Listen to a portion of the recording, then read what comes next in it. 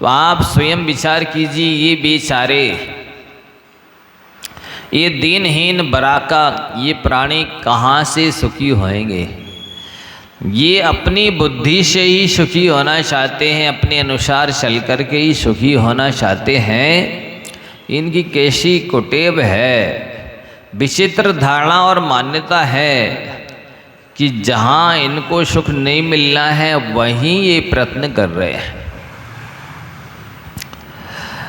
जैसे आप लोगों ने मंदिरों में एक चित्र देखा होगा। कौन सा चित्र? कि एक पथिक, एक राहगीर चल रहा था रास्ते में कि उसको उसका एक हाथी ने पीछा किया। किसने पीछा किया? ये बीच में क्यों रखी कुर्सी?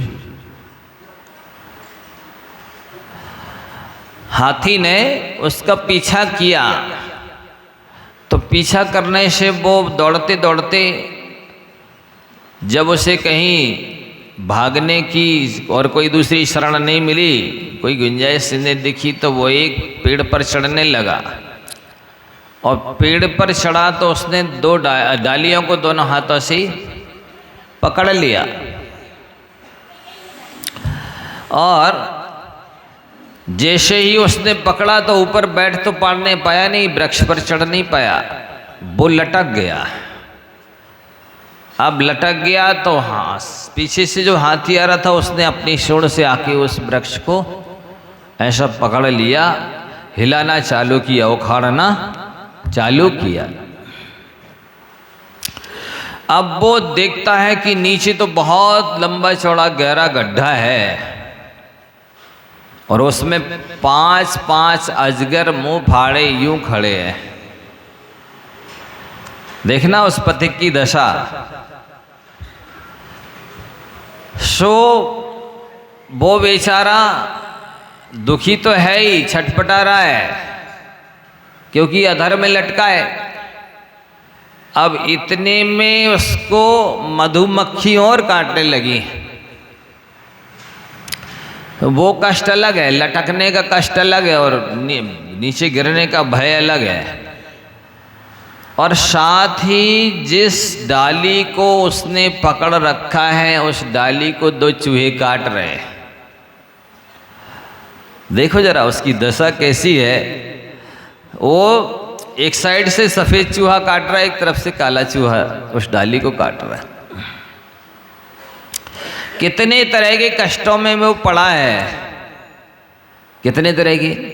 कि एक तो हाथी ने उस वृक्ष को पकड़ रखा है, वो पूरी ताकत से उसे उखाड़ रहा है, हिला रहा है, गिराने की कोशिश कर रहा है। दूसरा, नीचे गड्ढा है लंबा चौड़ा गहरा और उसमें 5-5 अजगर मुंह फाड़ करके बैठे हुए हैं। और तीसरा, उसको मधुमक्खी काट रही है। चौथा, ये जिस डाली को पकड़े हुए उसको काला और सफ़ेद चूहा काट रहा है। अब जब मधुमक्खी काटती है तो और ज़्यादा छटपटाता है, बेचैन होता है कि इतने में ही वो ऊपर को देखता है कि ऊपर मधुमक्खी का छत्ता लगा है। सो उसमें से एक शहद की बूंद उसके मुख में पड़ जाती है। तो वो उसकी मिठास में चखने में ये सारे कष्ट भूल रहा है कि नीचे गड्ढा है, 5-5 अजगर मुंह फाड़े हुए हैं, हाथी वृक्ष को उखाड़ने की चेष्टा कर रहा है, 2-2 चूहे उस डाली को काटे चले जा रहे हैं और मधुमक्खी काट रही। इतने सारे कष्ट वो सब भूल रहा है एक बूंद शहद की चाटने की लोभ में। चाटा इतने में फिर मधुमक्खी शरीर में चिपक जाती है, बेचारा पुनः छटपटाता है। इतने में एक विद्याधर विमान से निकलता है। वो उसकी दशा दुर्दशा को देखता है तो उसे दया आ जाती है कि बेचारा बड़ा दुखी है, इसके ऊपर दया करनी चाहिए, कृपा करनी चाहिए, अनुकंपा करनी चाहिए। इसको बेचारे को अपने विमान में बिठा लेना चाहिए, इसको इसके इष्ट स्थान पर पहुंचा देना चाहिए, ये मेरा कर्तव्य है, उत्तरदायित्व है, फर्ज है, नैतिक कर्तव्य है। वो रुक जाता है और बोलता है आओ भाई हम तुमको अपने विमान पर बिठा लेते हैं और तुम्हारे इष्ट स्थान पर भेज देते हैं। देखना जरा, तो वो क्या बोलता है, हाँ भाई थोड़ा और रुको, एक बूंद और शहद की ले दो। ठीक है भैया, रुक जाते हैं, ले ले। अब थोड़ी देर बाद आई शहद की बूंद, उसने ले ली और फिर वो मधुमक्खी ने काटा, फिर छटपटाया, फिर वही सारी समस्याओं में ग्रसित था, वो घिरा हुआ था। और विद्याधर खड़ा है कि आजा भाई मेरे विमान में बैठ जा, मैं तुझे इष्ट स्थान पर ले चलता हूँ। लेकिन वो भोला, वो क्या कहना चाहिए उस जीव की, कौन सा संबोधन उसे दे, क्या कहें उसके लिए। वो आना नहीं चाह रहा, आएंगे आएंगे, आ रहे हैं, एक बूंद और चख लेने दो शहद की, एक बूंद और ले लेने दो, फिर चलेंगे। बताओ विद्याधर को आए कितनी देर हो गई, 1.5 महीना तो हो गया।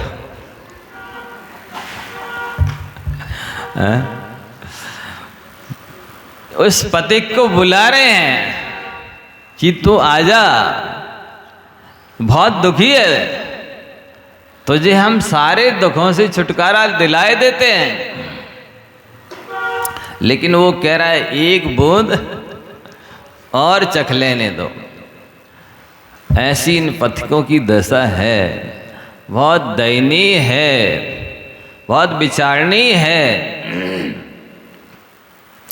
और खतरे से खाली नहीं है। ये जिस दशा को अभी प्राप्त हैं, इससे अनंत गुनी ज्यादा दुर्दशा को प्राप्त होने वाले हैं। आप लोग देख लो स्वयं, नीचे गड्ढा है, 5-5 अजगर हैं और चूहे तो लगातार उस डाली को काटते चले जा रहे हैं और वो हाथी पूरी शक्ति से उस वृक्ष को उखाड़ रहा है, हिला रहा है और मधुमक्खियां लगातार चौंट रही हैं, उसको चीथ रही, काट रही हैं। ये स्थिति से वो उस स्थान पर रहेगा तो वर नहीं सकता है और स्थिति वही होने वाली है कि वो जब चूहे काटेंगे तो वो निश्चित है डाली कटेगी और डाली कटेगी तो नीचे गड्ढे में गिरेगा तो कोई ना कोई सांप उसको अपना ग्रास बना लेगा और चूहों ने नहीं काट पाया तो वो हाथी तो है उखाड़ ही देगा वृक्ष को। ये दशा होना पक्का है, उस पथिक को भी मालूम है। क्यों नहीं मालूम आप लोग को? मालूम है। लेकिन कैसी विचित्रता है, कैसी कुटेव है, क्या है ये विडंबना। क्यों नहीं वो चूहों के डाली काटने के पहले उस विद्याधर के विमान में आके बैठ जाता है? क्यों नहीं उस हाथी के वृक्ष उखाड़ने के पहले वो उस विद्याधर के विमान में आके बैठ जाता है? और नहीं तो उसके हाथ भी तो छूट सकते हैं। ये सारी स्थिति को देखते हुए भी कौन है वो पथिक, बताओ? ये सब संसारी प्राणी हैं, कैसे विचित्र हैं, इनका चित्र नहीं बनाया जा सकता। ये विचित्र है, रेखांकित नहीं किया जा सकता इनको, आउटलाइन नहीं बनाई जा सकती। तो ये आचार्य भगवंत कह रहे हैं कि सज्जन और दुर्जन दो तरह के लोग यहाँ संसार में हैं। कितने तरह के? सज्जन और दुर्जन के अलावा तीसरा कोई व्यक्ति नहीं है। सज्जन कम है, दुर्जन, आप सबकी बात नहीं कर रहे हैं, आप सब तो शिवपुर में, शिवनगर में रह रहे ना। सो इस संसार में अन्यत्र प्राय करके दुर्जन ज्यादा है। उनकी पहचान क्या है? उनके पास पुण्य के उदय से जो कुछ भी चीज मिली है, उपलब्ध हुई है, वे उसका दुरुपयोग कर रहा है, इसलिए दुर्जन है। आप परिभाषा समझना सुनना। सज्जन कौन? जो उपलब्ध चीज का सदुपयोग करे वो सज्जन, और जो उपलब्ध चीज का दुरुपयोग करे वो दुर्जन। तो आप लोग बताइए, क्या है आप लोगों को जो उपलब्धि हुई है उसका कितने अंशों में सदुपयोग हो रहा है? आप फिर भूल गए। देखो, हमने पहले कहा था कि मेडिकल वाले के पास बहुत सारी दवाइयां हैं, वे सारी की सारी दवाइयां एक ही रोगी के लिए नहीं है। जिसको जो रोग होवे वो उस दवा को ले लेवे। आप लोगों की बातें नहीं कर रहे हम, हमने पहले कह दिया। आप सब तो शिवनगर वाले हैं। ध्यान से सुनो बाबू साहब। तो उसके पास मान लो थोड़ा बहुत विद्या है, क्या है, पढ़ा लिखा है, क्वालिफिकेशन की हुई है, एजुकेटेड है, क्लेवर है, इंटेलिजेंट है, लेकिन वो तब ये सारे विशेषणों को सार्थक करे जबकि उसने जो पढ़ा है, जो सुना है, जो सीखा है, जो समझा है, जो अनुभव किया है, जो प्रैक्टिकल किया है, उसका सदुपयोग करे। जैसे ज्ञान मिला है तो किस लिए होता है ज्ञान? जैसे दर्पण है, इधर मान लो इतना पारदर्शी दर्पण लगा दिया पूरा, तो ये दर्पण है किस लिए? किस लिए? देखने के लिए। देखा किस लिए जाता है? कि यदि आपके चेहरे में कोई कालिख लगी है, कोई त्रुटि है, तो उसको ठीक कर लीजिए। किस लिए होता है दर्पण? बोलो। अच्छे लगे तो अच्छे कब लगेंगे? जब चेहरे में जो कालिख लगी है, जो मिस्टेक है, उसको सुधारेंगे तभी लगेंगे ना।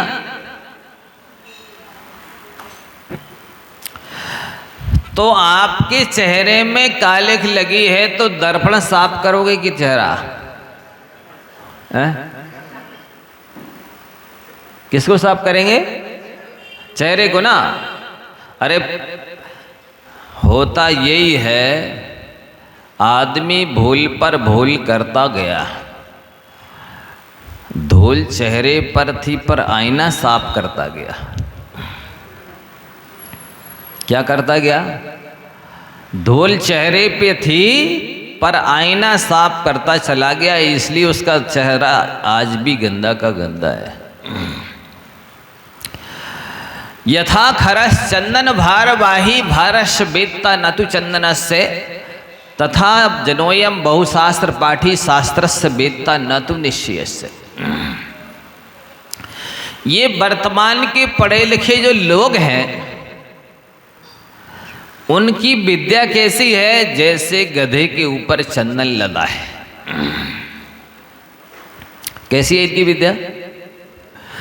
जैसे गधे के ऊपर चंदन लगा है, लदा हुआ है, तो भारश बेता, वो तो उसको गधे को भार ढोने से मतलब है, चाहे मिट्टी लाद दो, चाहे पत्थर लाद दो, चाहे लकड़ी लाद दो, कुछ भी लाद दो, उसको मतलब नहीं है कि मेरे ऊपर चंदन लदा है तो इसकी खुशबू हम ले लें। तथा जनोयम बहुशास्त्र पाठी, उसी तरह से ये वर्तमान के लोग हैं, बहुत पढ़े लिखे हैं, उनने MSc BSc LLB PhD पता नहीं क्या क्या किया, वो सारी उपाधियों को गधे की तरह लाद रखा है। क्या कर रखा है? लाद रखा है। उस ज्ञान को उसका सदुपयोग नहीं किया। कल दोपहर में कहा था मैंने कि विद्यार्थी उसे कहते हैं जो विद्या का अर्थ समझे, विद्या का प्रयोजन समझे, विद्या को सार्थक करे, ग्रहण करके वो विद्यार्थी होता है। सो आज के विद्यार्थियों ने क्या किया, विद्या की अर्थ ही निकाल दी है। क्या किया है, विद्या की अर्थ ही निकाल दिए है, विद्या को अर्थकरी बना लिया है, धनार्जन का साधन बना लिया है। और सरस्वती को और धर्म को, देवशास्त्र गुरु को आजीविका का साधन बनाना कैसा है मालूम है? पैसा अर्जन करने के लिए माँ को वेश्या बनाने जैसा है। सो इनके पास विद्या है, उससे आत्महित नहीं कर रहे। कैसे जाना? कहते विद्या विवादाय धनम मदाय शक्ति परेशान परपीड़नाय खलस्य साधो विपरीत मेतद ज्ञानाय दानाय च रक्षणाय। खल यानी दुर्जन और साधु यानी सज्जन। सज्जन के पास विद्या होगी तो वो दान करेगा, और दुर्जन के पास विद्या होगी तो वो अहंकार करेगा, दुरुपयोग करेगा। आज देखो ना, लोगों ने इंजीनियरिंग की और कैसे कैसे इंस्ट्रूमेंट्स बना दिए हैं, कैसे कैसे साधन बना दिए हैं, कैसे कैसे मशीनें बना दी हैं, कितने तरह के कारखाने बना दिए हैं कि जिससे विषय कषाय की वृद्धि ही हो रही है।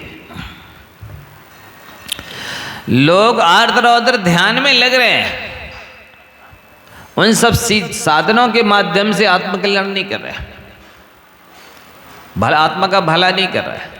तो उनकी विद्या तो संसार को बढ़ाने का कारण हुई ना। जिस विद्या के माध्यम से आत्महित ना हो वो विद्या किस काम की? विद्या विवाद के लिए हो रही, बहस करते हैं, विवाद करते हैं, वाद विवाद करते हैं, उस विद्या को पाकर के आत्महित नहीं करते। धन प्राप्त कर लेते हैं तो अहंकार करते हैं, दान नहीं देते, धन का सदुपयोग करना नहीं जानते। शास्त्र में लिखा है जिसके पास धन हो और दान में ना देवे तो वो कंजूस अगले जन्म में दरिद्री बनता है, भिखारी बनता है। नियम ये शास्त्रीय प्रमाण है। धन नहीं दोगे तो कहते ना, याचका नैव याचन्ते प्रतिबोधन्ते गृहे गृहे दीयताम दीयताम लोका मदानात् फलमीदृशम। क्या मतलब हुआ? एक एक शब्द ध्यान से सुनो। जो याचक होते ना, भिखारी, वो याचना नहीं करते, कटोरा लेके घूमते ना, भी याचना नहीं कर रहे। क्या कर रहे हैं? याचका नैव याचन्ते, याचक याचना नहीं करते। प्रतिबोधन्ति गृहे गृहे, वे घर घर जाकर के उपदेश देते। कौन सा उपदेश देते हैं? बोलते दीयताम दीयताम लोका, हे धनवानो, तुम्हारे पास धन है, यदि लाभांतराय कर्म के क्षय से तो दान दो दान दो दान दो। क्यों? बोलते हैं मैंने पिछले जन्म में दान नहीं दिया, सो मेरे हाथ में कटोरा आ गया है। आप दान नहीं दोगे तो मेरे जैसा कटोरा आपके हाथ में भी आ जाएगा। समझ में आ गया क्या? हाँ? पहली बार सुना है? बहुत सारी चीजें पहली बार सुनोगे। क्या कहा? दीयताम दीयताम लोका, हे धनवानो दान दो अदानात फलमीदृशम। अदानात माने मैंने दान नहीं दिया, ईदृशम फलम, इसलिए मैं कटोरा लिए घूम रहा हूँ। आप दान नहीं दोगे तो अगले जन्म में मेरी तरह आप भी कटोरा लेके घूमोगे। तो दुर्जन के पास, खल के पास धन होता है तो वो दान नहीं देता है, मद करता है। विद्या होगी तो विवाद करेगा, धन होगा तो मद करेगा। विद्या का दान भी नहीं देगा, धन का दान भी नहीं देगा। और शक्ति होगी तो दूसरों को पीड़ित करेगा, परेशान करेगा, सताएगा, दूसरों की जान लेगा, दबा के रखेगा। ये दुर्जन की पहचान है। अब आप लगा लीजिए इसमें से आप किस में आ रहे हैं। ये 2 लाइनें अपन को बनाना है, एक इस तरफ और एक इस तरफ। आपको किस लाइन में बैठना है आप बैठ जाइए बिना कहे। विद्या है तो दूसरों को दे रहे हो, दूसरे का अज्ञान अंधकार दूर कर रहे हो, तो आप सज्जन हो। और यदि विद्या हो और उसका मत कर रहे हो मैं पढ़ा लिखा हूँ, मैंने LLB किया है, BSc MSc किया है, PhD किया है, इस तरह मत कर रहे हो तो तुम दुर्जन हो। धन है और उसका सदुपयोग कर रहे हो, इन्वेस्टमेंट कर रहे हो, दान दे रहे हो जहाँ आवश्यकता है, औषधि शास्त्र, अभय आहार इत्यादि में, तो आप सज्जन हो। और यदि विवाद के मत कर रहे हो तो समझ लो आप दुर्जन हो। विद्या पाके विवाद कर रहे हो, धन पाके मद कर रहे हो, और शक्ति पा करके उसका दुरुपयोग कर रहे हो, जीवों को सता रहे हो, दूसरों को दबा के रख रहे हो, अनुचित कार्य करा रहे हो, कर रहे हो, ना करने दे रहे हो, अच्छे काम ना स्वयं कर रहे हो, तो दुर्जन की लाइन में बैठ जाइए आप। ज्ञानाय दानाय च रक्षणाय, शक्ति तो जीवों को रक्षा करने के लिए। छतात त्रायते इति क्षत्रिया, किसे कहते छत्री? दुखी होते हुए जीवों को जो रक्षा करे वो क्षत्रिय है। हमें क्षत्रिय शास्त्रों में लिखा है, जो दीक्षा ले लेता है वो क्षत्रिय माना जाता है। जिसके पास रत्नात्रय है, जीवों की रक्षा करता है, वो ही क्षत्रिय है। छतात त्रायते इति क्षत्रिया, दुखी जीवों की जो रक्षा करे, सेवा करे, सहयोग करे, वो क्षत्रिय है। और जो संयम का पालन नहीं करते हैं, अणुव्रत महाव्रत नहीं लेते हैं, जीवों की रक्षा नहीं करते हैं, अभयदान इत्यादि नहीं देते हैं, वे सब बनिया है।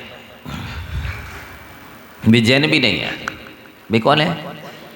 बनिया है। जैनों में और बनिया में अंतर होता है। जिसकी दृष्टि पैसे पर रहती है, अपने ही छटाक पर रहती है, लेखा जोखा करता रहता पैसों का केवल, वो बनिया है।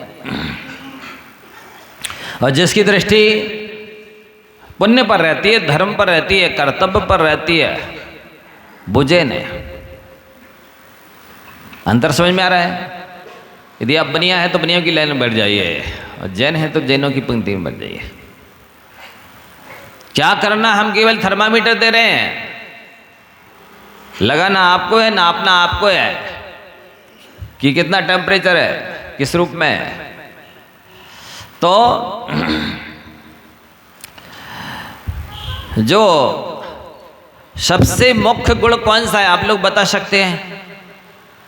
आत्मा के अंदर अनंत गुण हैं। कितने गुण हैं? आत्मा के अंदर अनंत गुण हैं। उन्हीं में सबसे मुख्य गुण कौन सा है? प्रथम गुण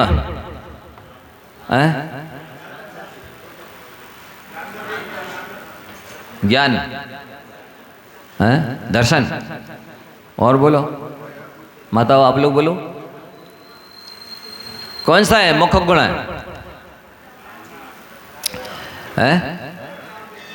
सुनो, शास्त्रों में कुंद स्वामी लिखा, विनयो मोक्षस्य द्वारो, विनय मोक्ष का दरवाजा है।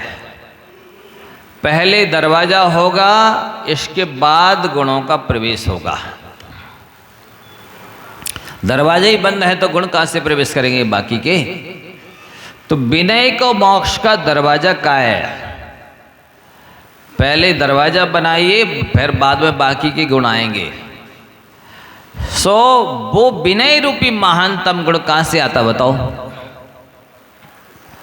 कौन कर सकता है सच्ची विनय? विद्या ददाति विनयम। जो स्वाध्याय करेगा, सुनेगा, वही सच्चे मायने में विनय करेगा। बाकी तो सब देखा देखी करेंगे, भय से करेंगे, लोक लाज के लिए करेंगे, स्वार्थ के लिए करेंगे, लोभ से करेंगे, वे वास्तविक विनय नहीं कर सकते। सच्ची विनय एक शास्त्र का ज्ञाता, स्वाध्यायी, सम्यक ज्ञानी, सम्यक दृष्टि होगा, वही कर सकता है, नहीं कर सकता बाकी सब। क्योंकि नमन्त्यो फलनो वृक्षा नमन्ति कुलजा नरा शुष्क काष्ठास्य मूर्खास्य न नमन्ति कदाचन। जो कुलीन पुरुष होता है वो विनम्र होता है नियम से, उच्च कुल का होगा तो नमन्ति फलिनो वृक्षा, जैसे जिस वृक्ष में ज़्यादा फल लग जाते हैं तो वो ज़्यादा झुक जाता है। इसी तरह जिस मनुष्य में ज़्यादा गुण आ जाएंगे तो वो ज़्यादा झुक जाएगा। नमन्ति फलिनो वृक्षा, फलवान वृक्ष नम्र होते हैं। नमन्ति कुलजा नरा, इसी तरह से कुलीन पुरुष जो होता है, सभ्य होता है, सज्जन होता है, वो नियम से विनम्र होता है। ये विनम्रता उसका आभूषण है। कहते ना सादगी से बढ़कर कोई श्रृंगार नहीं होता है और विनम्रता से बढ़कर कोई व्यवहार नहीं होता है। देखो गधों को सबसे बाद में समझ में आती है, मनुष्यों को सबसे पहले समझ में आती है। जिसको समझ में आ जाती है वो ताली बजा देता है। क्या कहा?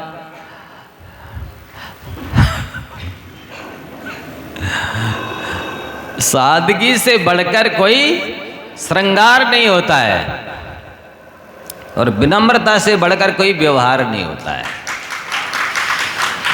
ये जो लोग मेकअप करते हैं ना, ये भोड़ापन है, ये वासना का प्रदर्शन है।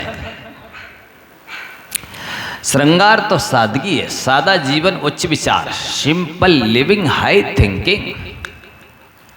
सिंपल लिविंग हाई थिंकिंग, ये महान लोगों की, ऊंचे लोगों की ऊंची पसंद ये है। ऊंचे लोगों की ऊंची पसंद ये है क्या? सिंपल लिविंग हाई थिंकिंग, सादा जीवन रहता है और विचार ऊंचे रहते हैं। ऊंचा सोचोगे ऊंचा बनोगे, ऊंचे उठोगे, नीचा सोचोगे नीचे बनोगे, नीचे पहुंचोगे। तो जो कुलीन होता है वो नियम से विनम्र होता है और शुष्क काष्ठास्य मूर्खास्य न नमन्ति कदाचन। जो सूखा काठ होता है और मूर्ख होता है वो कभी नहीं झुकता।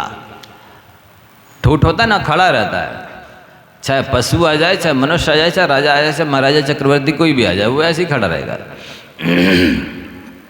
इसी तरह से मूर्ख लोग होते हैं, वे गुणों की कदर नहीं जानते, गुणों की कदर नहीं करते, गुणवानों की कदर नहीं करते, उनको मतलब ही नहीं है। वे आसपास रहे आएंगे लेकिन उनको कोई मतलब नहीं। कौन आया है? तुम्हारे हितैषी, तुम्हारे शुभचिंतक, तुम्हारे गुरु, तुम्हारे गार्जियन, तुम्हारे कल्याणकर्ता, उनको कोई मतलब नहीं है। गधा को तो घास चरने से मतलब, रसगुल्ला रखे रहे तो रखी रहे, क्या करना। क्या गधे को तो घास भूसा चरने से मतलब कि रसगुल्ला रखे, चाहे मिठाई जलेबी रखी रहे, चाहे तुम्हारा कुछ भी रखा रहा है। वे गधे आसपास रहते हैं, मंदिर के आमने सामने रहते हैं, संत भवन के आसपास भी रहेंगे, लेकिन वे तो गधे ही घास ही खाएंगे, भूसा खाएंगे। आप लोग बहुत अच्छे हैं, शिवनगर वालों की बात नहीं कर रहा है।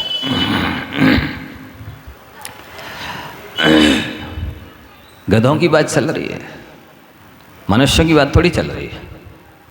बात किसकी चल रही? गधों की चल रही।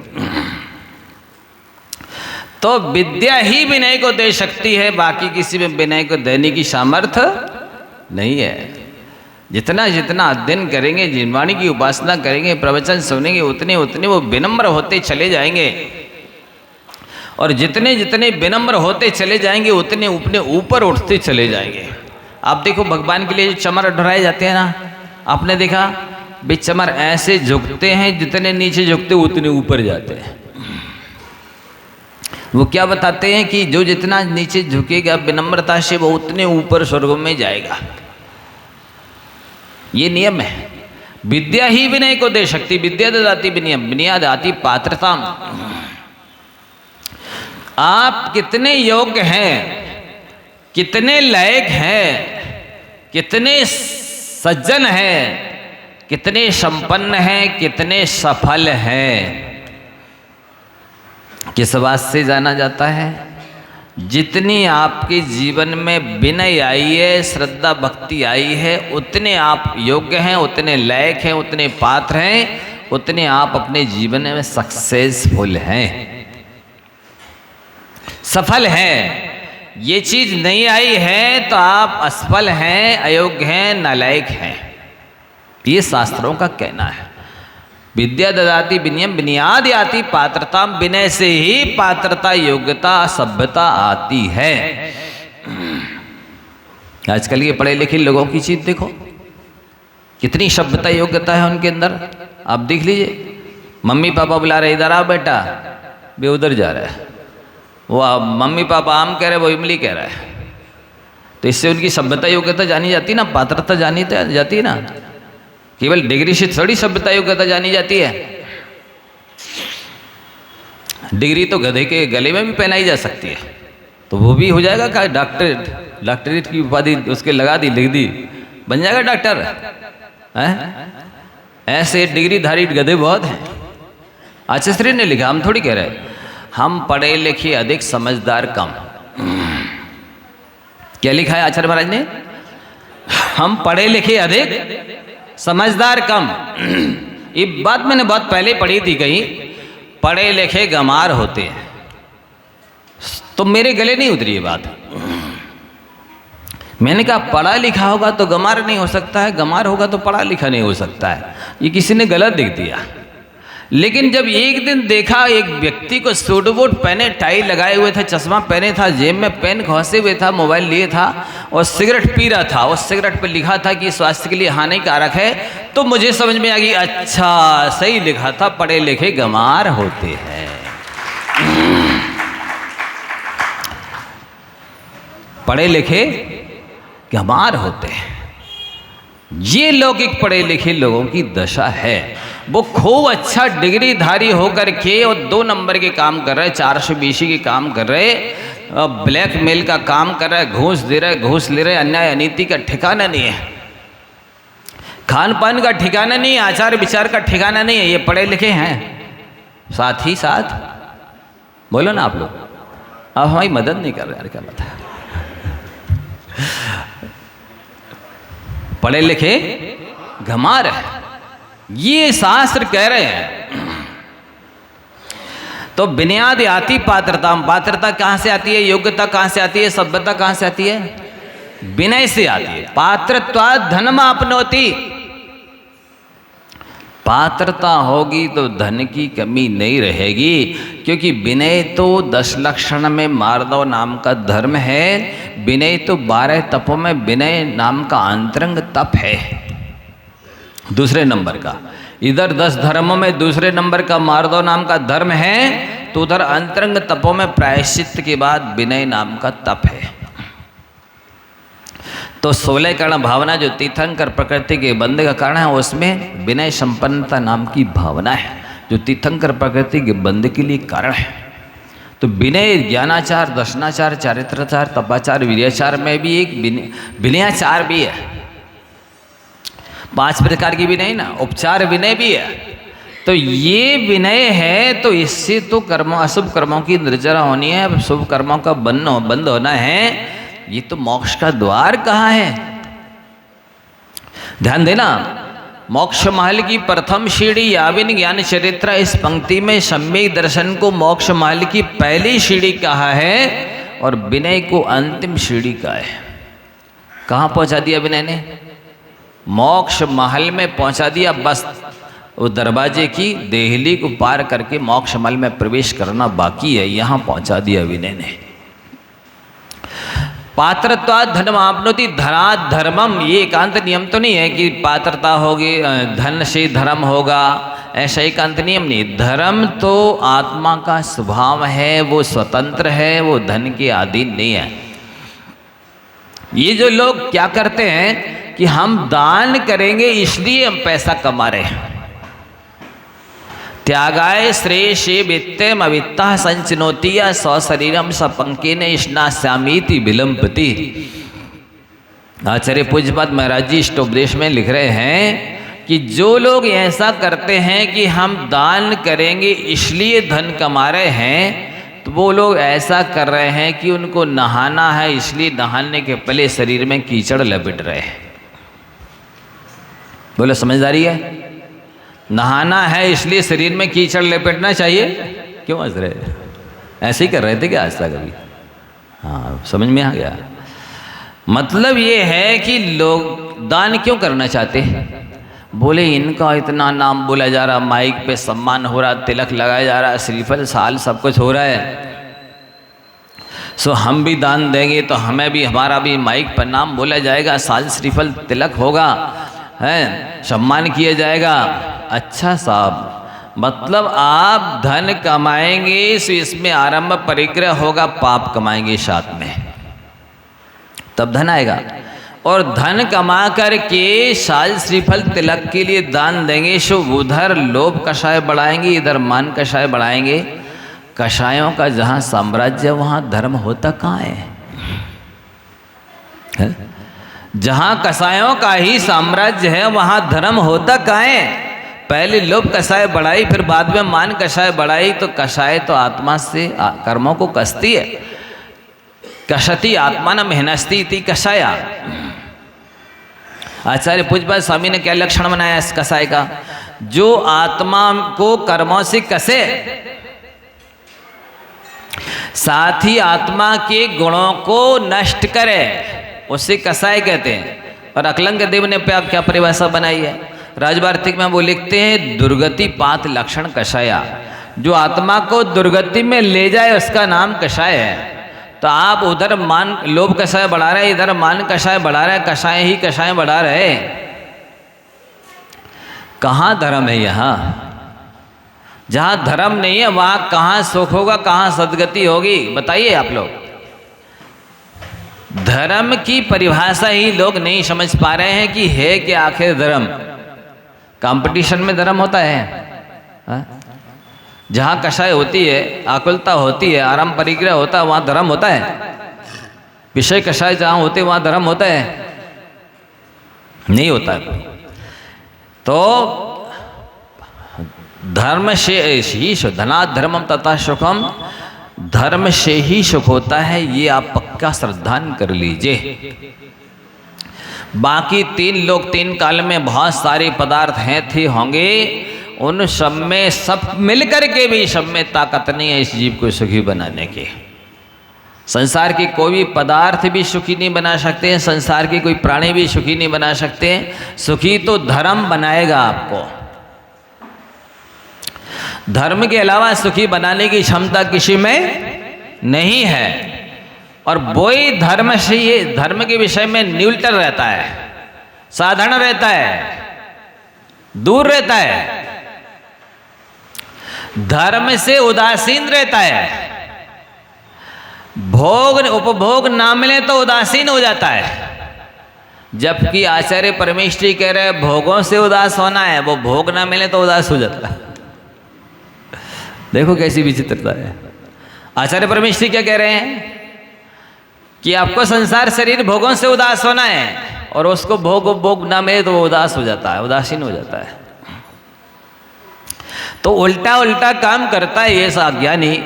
इसलिए ही यहाँ पर प्रेरणा दी जा रही है आप सभी के लिए कि आप अपने मतलब जो दिन भर की दिनचर्या है, आपकी शेड्यूल है, दिन भर की जो आपकी कहना चाहिए व्यस्तता है, उसमें से समय निकाल करके स्वाध्याय करो, शास्त्र पढ़ो, क्लास सुनो, प्रवचन सुनो। इससे धर्म की धर्म भी क्या है ये समझ में आएगा।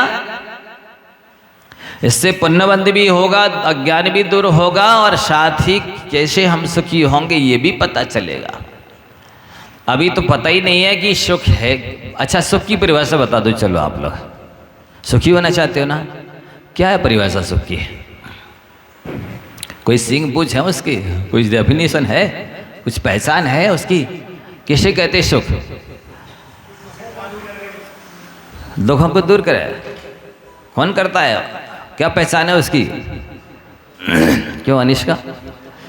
आत्मिक हिते है सुखे सो सुखी, आको लेता भी ने कहिए।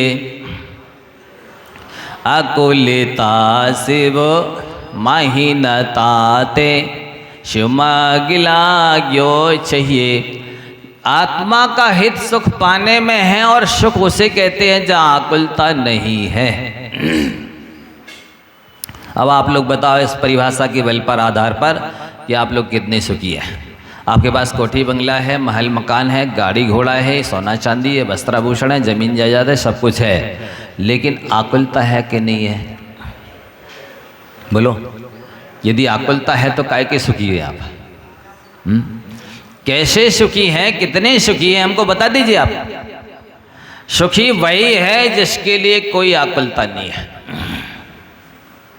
कोई बेचैनी नहीं है, कोई चिंता नहीं है, कोई टेंशन नहीं है, वो सुखी है। जहां आकुलता है वहां ना सुख होता है ना शांति होती है, हैं? जोर से बोलो। जहां पर और आकुलता कहाँ नहीं है? आकुलता शिव माहिना, मोक्ष में, शिवनगर में नहीं, मोक्ष में। शिव माहिना मोक्ष में नहीं है, इसलिए मोक्ष मार्ग में लगना चाहिए। आप सब मोक्ष शिवनगर में आके लग गए। मोक्ष महल में नहीं है, वहां लगना चाहिए। यहां मिलेगा फिर महाराज सुख के नहीं मिलेगा। जब तक मोक्ष नहीं मिल रहा तब तक यहां कोई सुखी होने का उपाय है? तो आचार्य बोलते हैं आप जितना ज़्यादा पर से संपर्क हटाओगे, कम करोगे, उतने ज़्यादा सुखी आप भी हो जाओगे। 100 सगी और 100 दुख, इसलिए हाथ जोड़ो और पिंड छोड़ो। ये नियम है, पक्का है। 100 सगी और 100 दुख, इसलिए हाथ जोड़ो पिंड छोड़ो। जितना ज़्यादा आप तो और आइडेंटिटी कार्ड लेके घूमते, लो साहब ये हमारा कार्ड पकड़ो, इसमें फ़ोन नंबर दिया, एड्रेस दिया हुआ है, आप पहुंच करके फ़ोन करना, ठीक है? आप भोजन करने बैठोगे, हम उसी समय फ़ोन करेंगे। ये समझते ही नहीं है प्राणी कि आखिर हम निराकुल कैसे होंगे, सुखी कैसे होंगे। वो और ज़्यादा ज़्यादा संपर्क स्थापित करता है और ज़्यादा ज़्यादा आडंबर जोड़ता है, विषय कषय आरंपरिक जोड़ता है, उतनी ज़्यादा आकुलताएँ बढ़ती चली जाती है, मैनेजमेंट बढ़ता चला जाता है, वो खुद मैनेजर बन जाता है सुखी होने के स्थान पर, मुनीम बन जाता है। तो यहाँ ये कहा जा रहा है आपन सभी संसारी प्राणियों की जो सबसे बड़ा शत्रु लगा हुआ है, कौन सा है सबसे बड़ा शत्रु? मोहिनी कर्म है। 8 कर्मों में सबसे खतरनाक कर्म, सबसे बड़ा शत्रु है मोहिनी कर्म। वो मोहिनी कर्म कैसे नष्ट होगा, इसके लिए आचार्य कुंद स्वामी ने प्रवचन सार में एक बहुत अच्छी गाथा लिखी है। जिण सत्ता दो अट्ठे पच्चक्का दी बुजदो नीमा खियदी मोहोपचयो तम्मा सत्थम समधि दब्बा। भगवान तीर्थंकर परमात्मा ने जो दिव्य ध्वनि खिराई, उसको गणधर देव ने द्वादशांग के रूप में गुंफित किया, 4 अनुयोगों में विभाजित किया है। उन ग्रंथों को पढ़ोगे, जिन सत्ता दो यानी जिन शास्त्र से। कैसे होता है? शास्त्र पढ़ने से प्रत्यक्ष रूप में ये जो दूरवर्ती सूक्ष्म अंतरित पदार्थ हैं वे सब प्रत्यक्षवत दिखने लगते हैं, क्योंकि हमको श्रद्धान है कि भगवान ने जो जो कहा है वो 100% सत्य है। तो इससे हम पदार्थों को अच्छी तरह जान सकते हैं। शास्त्र भले हमें प्रत्यक्ष केवल ज्ञान नहीं है, लेकिन भगवान ने जो बताया है उसको हम पढ़ेंगे तो हमें भी प्रत्यक्ष बस दिखने लगेंगे। तो इससे हमारा दर्शन मोहिनी का उपशम 6 भी होगा और चारित्र मोहिनी का भी उपशम 6 होगा। इसलिए आप सभी लोग इस टेक्निक को अपनाइए, इस प्रोसेस को, इस प्रक्रिया को, इस फार्मूला को अपनाइए, अपने जीवन का दिनचर्या का अंग बनाइए स्वाध्याय को। ये लोग इतना परहेज करते हैं स्वाध्याय से और सब करेंगे धर्म के नाम पर स्वाध्याय नहीं सुनेंगे, स्वाध्याय नहीं करेंगे। ज़्यादा से ज़्यादा हाथ जोड़ लेंगे, लाइब्रेरी की तरफ, जिनवाणी की तरफ होगा, शास्त्र जो होगा भंडार, सो इतना हाथ जोड़ लेंगे ऐसे, नहीं तो जरा सी चावल छिटकी दे देंगे। नहीं, हमें देखता रहता हूँ। तो इतना करके ही कर्तव्य की इतिश्री समझ लेते हैं। लेकिन आचार्य महाराज की आज्ञा तो है कि आपको शास्त्र अच्छी तरह से पढ़ना, सुनना, चिंतन मनन करना चाहिए। और वर्तमान पंचम काल के जीवों का चित्त तो अति चंचल है, सबका मन चंचल है, साथ ही साथ काला है, साथ ही साथ कठोर है, निर्दयता है जीवों के मन में। वो समझते नहीं है। बिल्कुल शांत भी क्यों ना बैठे हो अपनी ऑफिस में कुर्सी पर आराम से, तो आप कहेंगे देखो ना, इनकी ना आँखें लाल हैं, ना ओंठ डस रहे हैं, ना कुछ भी ऐसा दिख नहीं रहा है कि इनको गुस्सा आ रही है, इनकी कशायत तेज है। लेकिन इतने शांत बैठे होने के बाद भी आचार्य कह रहे हैं ये तीव्र कषाई है। क्यों? जिसका शास्त्र के अध्ययन चिंतन में मन नहीं लगता है वो तीव्र कषाई है। धर्म में मन नहीं लग रहा ना, तो कितने ही शांत बैठे हो, वो आपकी शांति बिल्ली की आंखों की बंद करने के समान है। बिल्ली भी आंखें बंद करके बैठ जाती है, शेर भी थोड़ी देर के लिए आंखें बंद करके बैठ जाता है, सांप भी थोड़ी देर के लिए आंखें बंद करके बैठ जाता है, पर उसे प्रशम गुण का धारी नहीं कहेंगे, उसको धर्मात्मा नहीं कहेंगे। वो समय कर रहा है, समाधि लगाए हुए है, ध्यान कर रहा है, ऐसा कोई नहीं मानेगा। इसी तरह से ये बैठे जरूर हैं, पर ये मुर्गा फंसाने का ही इंतजार कर रहे हैं। क्या कर रहे हैं? नहीं आने दो, ये शाम को यही कहेंगे आज तो एक भी मुर्गा नहीं फंसा। क्या कहेंगे ये? मतलब अब कोई पूछ ले इनसे, क्यों, क्या कर रहे थे? बोले झक मार रहे थे। समझते क्या होता है इसका मतलब?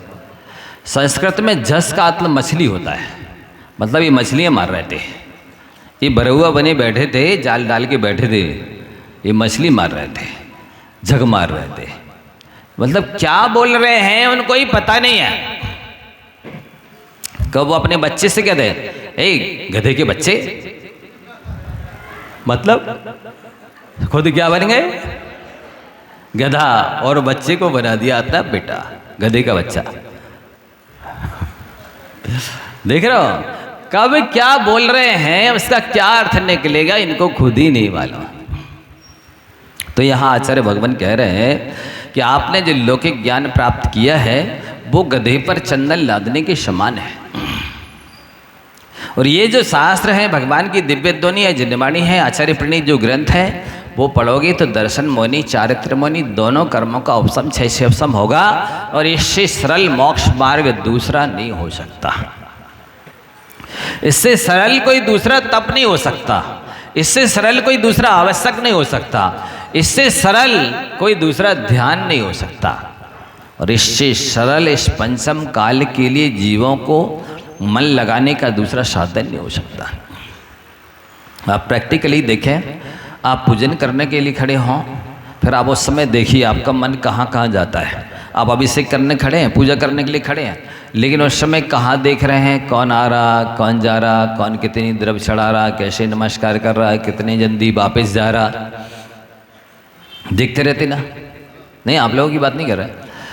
लेकिन ऐसा प्रयास होता है, वे पूजा करें, उपवास करेंगे, व्रत करेंगे और धर्म के पाठ करेंगे और भी कुछ भी करेंगे, पर मैं सब देखता सुनता रहता हूँ, उनका कितना मन एकाग्र होता है ये तो प्रत्यक्ष ज्ञानी जाने। लेकिन यदि आप जैसे यहाँ पर भी बैठे हुए हैं, थोड़ी देर के लिए यदि आपका मन बाहर चला जाएगा तो हमने क्या कहा है ये समझ में नहीं आएगा। शास्त्र भी पढ़ रहे हैं, थोड़ी भी देर के लिए यदि आपका दिमाग कहीं और कुछ सोचने लगे तो क्या हमने पढ़ लिया है, क्या निकल गया है, ये समझ में नहीं आएगा। समझना चाहते हो तो अपने आप मन पवित्र, विशुद्ध और एकाग्र हो जाएगा। इसलिए इस पर मैं देखो किसी भी विषय पर बोलता हूँ तो अच्छी तरह हानि लाभ गुणदोष बता देता हूँ, जिससे आपको अच्छी तरह समझ में आ जाए। क्योंकि आचार्य भगवंतों ने तो कहा है कि मोक्ष मार्ग तभी होने वाला है सम्यक दर्शन ज्ञान चारित्राणी मोक्ष मार्ग का। मैंने पहले श्रद्धान की बात कही, पंच परमेष्टि के बारे में बताया, तो 1 महीने तक लगातार बता दिया अच्छे से। अब जिनकी होनहार अच्छी होगी वो समझ गए होंगे और जाप कर रहे होंगे, लेकिन जिनकी होनहार खराब होगी वो सुनने के बाद भी नहीं करेंगे। पक्का है। अब एक ही नहीं है, दूसरा गुण है सम्यक ज्ञान है। देखो जैसे हमारे पास पिच्छी है ना, ये इसकी क्या विशेषता है आप लोग बताइए। इसमें पंख है, डंडी है, रस्सी है, 3 चीजें हैं। पंख चारित्र्य के प्रतीक है, डंडी सम्यक दर्शन का प्रतीक है, रस्सी सम्यक ज्ञान का प्रतीक है। डंडी जैसी आपकी श्रद्धा मजबूत होनी चाहिए, रस्सी जैसे आपका ज्ञान होना चाहिए। रस्सी पंखों को भी संभाले हुए है और डंडी को भी संभाले हुए है।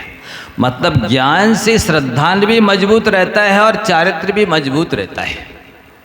चारित्र की प्रतीक है पंख, ज्ञान के प्रतीक है रस्सी, श्रद्धान का प्रतीक है डंडी।